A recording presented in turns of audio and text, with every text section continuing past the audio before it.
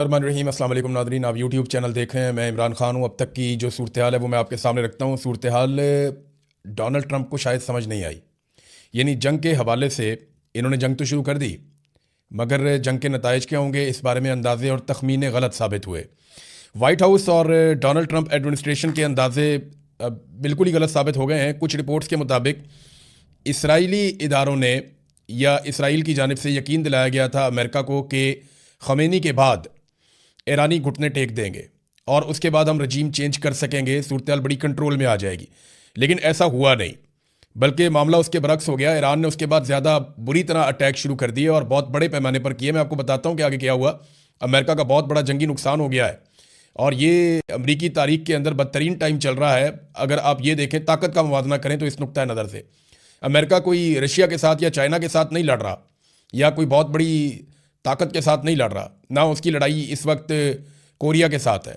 America लड़ रहा है ईरान के साथ, जिसके पास अपनी कोई एयरफोर्स भी नहीं है। लेकिन जो नताइज हैं वो बहुत भयानक है। अमेरिका के अंदर भी एहतजाज शुरू हो गया है ईरान के ऊपर हमला करने की वजह से। तो अलग अलग तरह के लोग हैं। अमेरिका में डेमोक्रेसी है, वहाँ पर आप एहतजाज कर सकते हैं, अमेरिका के हक़ में भी, अमेरिका के ख़िलाफ़ भी। तो वो पाकिस्तान जैसी सूरत हाल वहाँ पर नहीं है, तो वहाँ पर भी इस वक्त एहतजाज हो रहा है। आयतुल्लाह ख़मीनी की एक हिकमत अमली जो है उनकी शहादत से पहले वो बड़ी काम आई ईरान के। उन्होंने ये हुक्म दिया था कि तमाम जो अहम लोग हैं वो अपने चार चार जानशीन मुकर्रर करें और वो ये बताएं कि मेरे बाद अगर कुछ हो गया तो ये ज़िम्मेदार है, इन्हें कुछ हो गया तो फिर फ़लाँ ज़िम्मेदार है, और अगर उन्हें कुछ हो गया तो फिर फ़लाँ ज़िम्मेदार है। और जो लोग भी जिस वक्त ड्यूटी पे हों वो अपने अगले जानशीन इसी तरह मुकर्रर करते जाएं ताकि किसी वक्त भी लड़ाई की सूरत में ईरान में क़यादत का फुकदान ना हो। अब ये हिकमत अमली काम कर रही है। हालांकि अमेरिका ने, इसराइल ने बहुत सारी क़यादत कत्ल कर दी, शहीद कर दी ईरान की, लेकिन इसके बावजूद उन्हें मुतबादल लोग मिल जाते हैं जिनके ज़रिए से वो जंग को बढ़ाते चले जा रहे हैं। अब सूरत हाल अमेरिका के लिए मैं आपको कह रहा था शर्मिंदगी वाली है। वो इसलिए कि कुवैत में अमरीकी तैयारे गिर गए हैं। अमेरिका ने जो अब तक तस्लीम किया है वो तादाद 3 है। 3 F-15 तैयारे अमेरिका के, बड़े शानदार तैयारे हैं, जैसे कि डोनाल्ड ट्रंप कहते थे कि ब्रांड न्यू ब्यूटीफुल प्लेन्स। तो इसी तरह जो अमेरिका के ब्रांड न्यू ब्यूटीफुल प्लेन्स हैं वो वहाँ पे कुवैत में गिर गए। अब इसमें अलग अलग तरह की इतला आ रही है। शुरू में ये दावा किया गया क्योंकि रशिया ने सबसे पहले ये खबर दी थी, रूसी मीडिया ने बताया था, उन्होंने इंटरसेप्ट कर दिया था कि कुवैत में अमरीकी लड़ाका तैयारे गिर गए हैं। पहले एक तैयारे का पता चला, फिर पता चला कि ज़्यादा तैयारे गिर गए हैं, लेकिन अभी अमेरिका ने तस्दीक की है कि उनके 3 तैयारे गिरे हैं।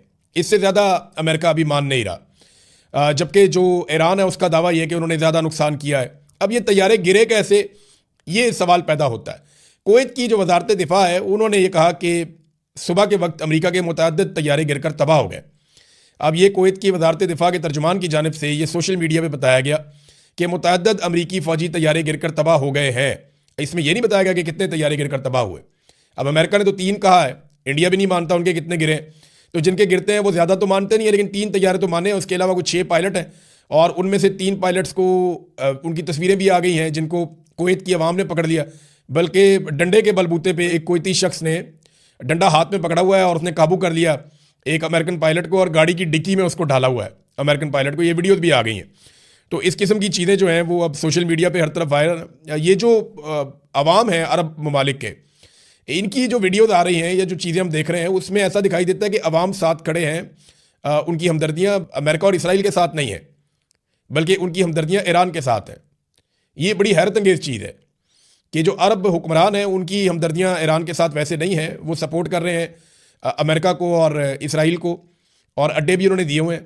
लेकिन जो अवाम है वो बिल्कुल एक अलग तरह सोचती है। अब वो ये सोचते हैं कि जनाब हम ईरान के साथ खड़े होंगे बजाय इसके कि हम इसराइल के साथ खड़े हो जाएं या अमेरिका के साथ खड़े हों। तो ये फ़र्क तो है। कुवैत में अमरीकी सफारत खाना जो है उसके ऊपर भी हमला हुआ है। अब ये जो अमरीकी तैयारे गिरे इस पर अमेरिकन मौक़िफ़ भी आया। वो ये कहते हैं ये फ्रेंडली फायर हुआ है। फ्रेंडली फायर क्या होता है, बस आप ये समझ लें कि वो कहते हैं जो एयर डिफेंस सिस्टम है कुवैत का वो एक्टिवेट हो गया था और अमरीकी तैयारी गिर गई उसकी वजह से। जबकि कुछ मीडिया सोर्सेज ये कह रहे हैं कि ये ईरान ने किया। ईरान ये कैसे कर सकता है? ईरान के पास ज़मीन से फ़िज़ा में मार करने वाले हथियार तो हैं, उनकी अपनी एयरफोर्स तो नहीं है, लेकिन ज़मीन से फ़िज़ा में मार कर सकते हैं। इससे पहले भी उन्होंने दावा किया था कि उन्होंने कुछ ड्रोन्स गिराए हैं। लेकिन ये चीज़ें, क्योंकि जंग में सबसे पहला कत्ल जो होता है वो सच का हो जाता है, तो दोनों तरफ से झूठ बोलने की कोशिश की जाती है, अपने नुकसान को कम और दुश्मन के नुकसान को ज़्यादा दिखाया जाता है। और ये सूरत हाल अभी चल रही है, अभी तक चल रही है।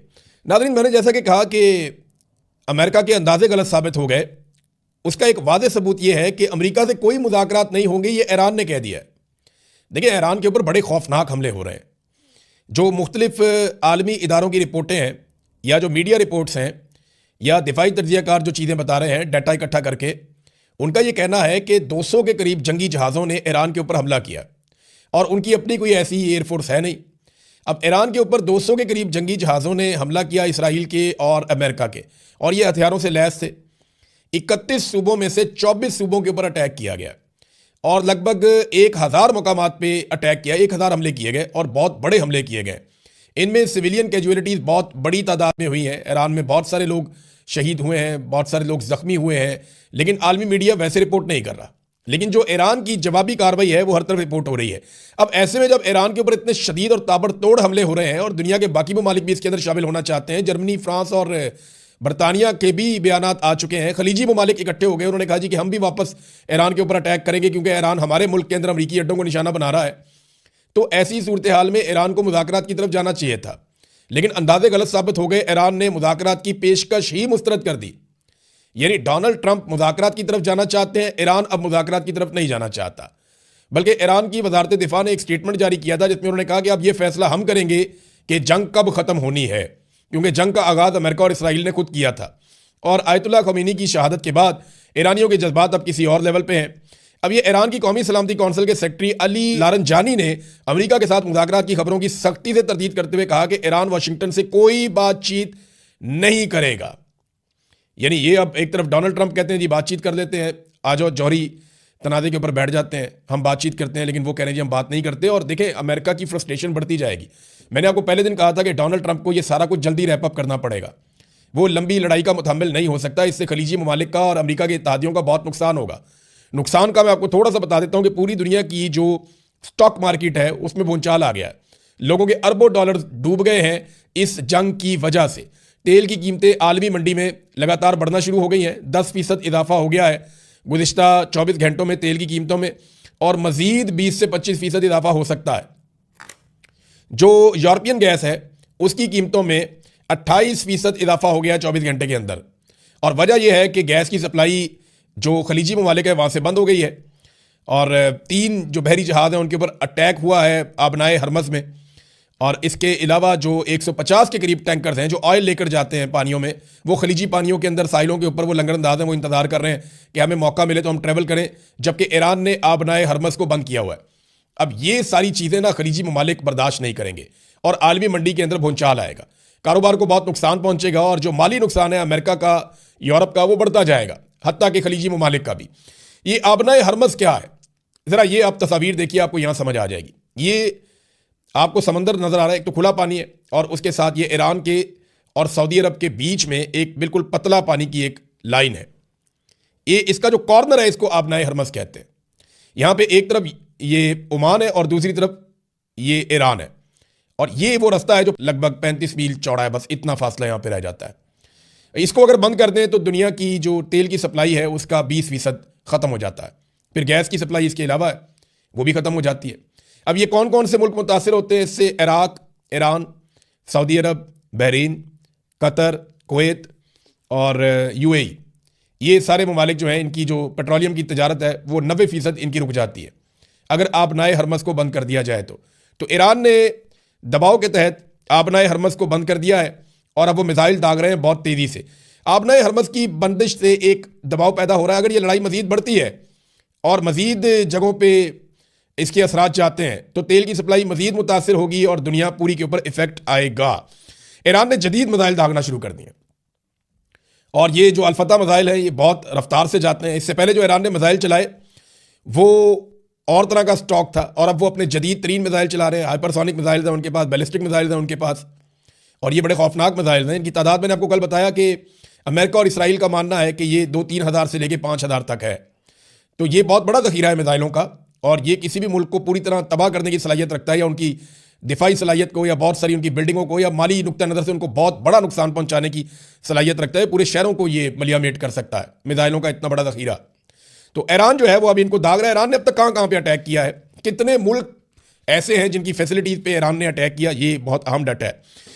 11 ममालिक हैं जहाँ पर अमरीकी, फ्रांसीसी और बरतानवी एसेट्स को या मिलिट्री असासों को ईरान ने निशाना बनाया।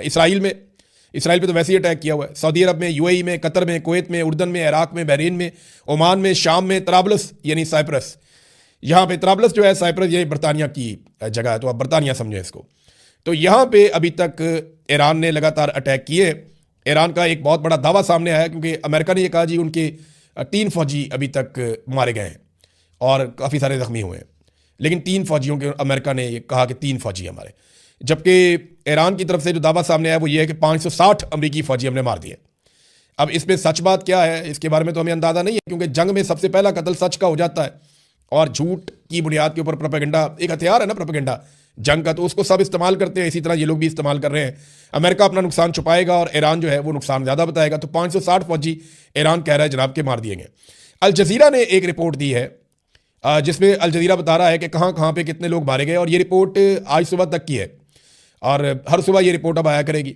लबनान के अंदर, इराक के अंदर, ईरान के अंदर जहाँ पे जानी नुकसान हुआ है, 555 अफराद ईरान के अंदर सुबह तक जो है वो जाँ बहक हुए हैं। इनमें बच्चियाँ मासूम स्कूलों की थी।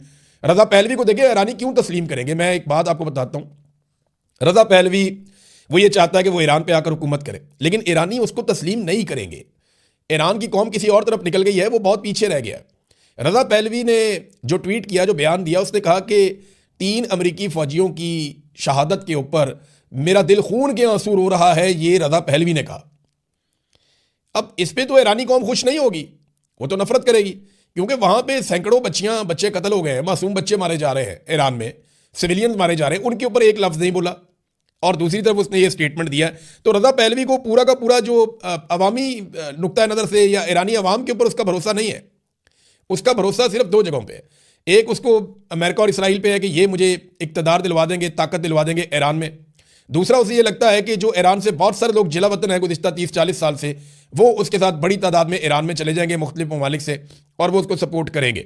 लेकिन वो 2 आटे में नमक के बराबर भी नहीं है, तो ईरानी कौम उसके साथ खड़ी नहीं होगी। ये कोई इराक टाइप की सूरत बना देंगे अगर ईरान के अंदर ज़मीन पर भी उतरते हैं तो रजीम चेंज ऑपरेशन तो तकरीबन नामुमकिन दिखाई दे रहा है। दुनिया की स्टॉक मार्केट मैंने आपको पहले बताया कि वो उड़ गई है। नाज़रीन, अब आ जाए ज़रा पाकिस्तान की सूरत हाल के ऊपर। एक तो पाकिस्तान के अंदर मुजाहरों में जो लोग शहीद हुए उनकी तादाद के बारे में पता चला है। अब कुछ कन्फर्मेशन आ रही है। 16 अफराद कराची में शहीद हुए हैं मुजाहिरीन, 6 इस्लामाबाद में शहीद हुए हैं, और ये सीधी फायरिंग की गई है पुलिस की जानिब से। अब तो बाकायदा वीडियोज़ और तस्वीर आ रही हैं कि रेंजर्स और पुलिस ने सीधी फायरिंग की है। कराची के अंदर तो बंदे मार दिए, और उसके बाद इस्लामाबाद में 6 लोग जो है वो कत्ल कर दिए, बहुत सारे ज़ख्मी कर दिए, 7 गिलगित बल्तिस्तान में और 6 स्कर्दू में। तो अब तक की सूरत हाल में 35 लोग शहीद हो चुके हैं पाकिस्तान में। गिलगित बल्तिस्तान और स्कर्दू के अंदर जो है वो कर्फ्यू नाफिज कर दिया गया है लॉ इन्फोर्समेंट की जानिब से कि जनाब वहाँ पे लोग अब बाहर ना निकलें, जबकि पाकिस्तान में बहुत सारी परवाज़ें मनसूख हो गई हैं। पाकिस्तान के अंदर जो है वो पेशावर समेत दीगर एयरपोर्ट्स के ऊपर अब परवाज़ें मनसूख हो गई हैं और वहाँ पे लोग ट्रैवल नहीं कर पा रहे हैं। ये है नाज़रीन सूरत हाल, और इंटरनेशनल फ़्लाइट्स तो वैसे ही ख़त्म हो गई हैं इस पूरे रीजन के अंदर। पाकिस्तान की हुकूमत के लिए एक बहुत शर्मनाक सूरत हाल तब पैदा हो गई है जब सहाफ़ियों ने उनसे ये सवालात करने शुरू किए कि आप अमेरिका का नाम क्यों नहीं लेते।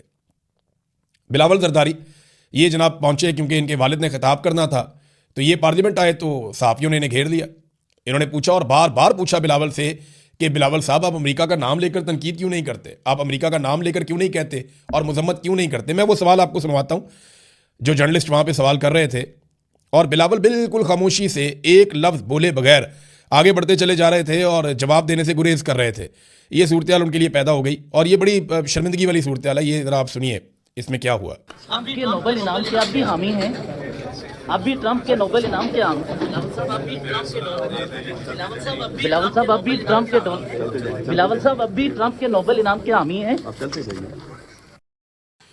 ये जनाब बिलावल से पूछ रहे हैं कि क्या आप अब भी ट्रंप के नोबेल इनाम के हामी हैं, तो बिलावल की आवाज़ नहीं निकल रही, बिल्कुल खामोशी के साथ चलते चले जा रहे हैं। राना सनाउल्लाह से भी ये सवाल हुआ, बिलावल को तो बिल्कुल चुप लग गई, क्योंकि अमेरिका के खिलाफ बोलने का मतलब ये है कि कभी भी इक़्तिदार में इन्होंने नहीं आना और ये अमेरिका के भरोसे आएंगे, क्योंकि पब्लिक पे तो इनको भरोसा है नहीं। लेकिन अब PMLN और पीपल्स पार्टी ये अब डोनाल्ड ट्रंप के खिलाफ किसी सूरत नहीं जा पाएंगे। सेनेट के अंदर भी ये मुतालबा हो गया है कि जो अमन का नोबेल इनाम की नामजदगी पाकिस्तान ने सबसे पहले की थी कि डोनाल्ड ट्रंप को अमन का नोबेल इनाम दिया जाए, वो नामजदगी पाकिस्तान वापस ले, और ये मुतालबा पाकिस्तान में ज़ोर पकड़ता जा रहा है।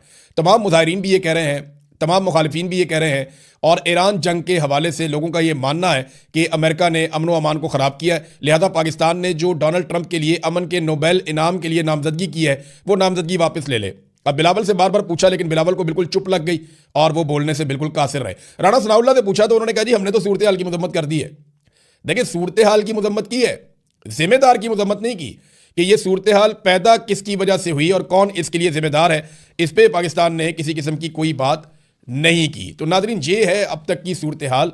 एक और खबर है इमरान खान साहब का केस, और इस हवाले से कि उनको अस्पताल में शिफ्ट किया जाए, इस हवाले से कि उनको बेल दी जाए।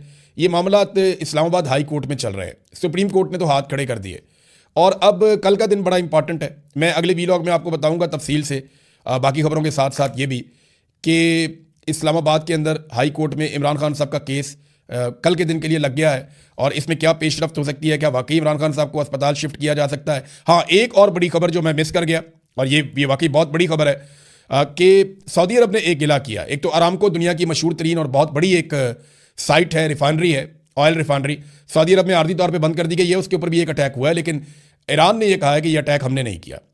दूसरी एक और बात यह है कि सऊदी अरब ने एक गिला किया है अमेरिका से, और यह बहुत बड़ा गिला है।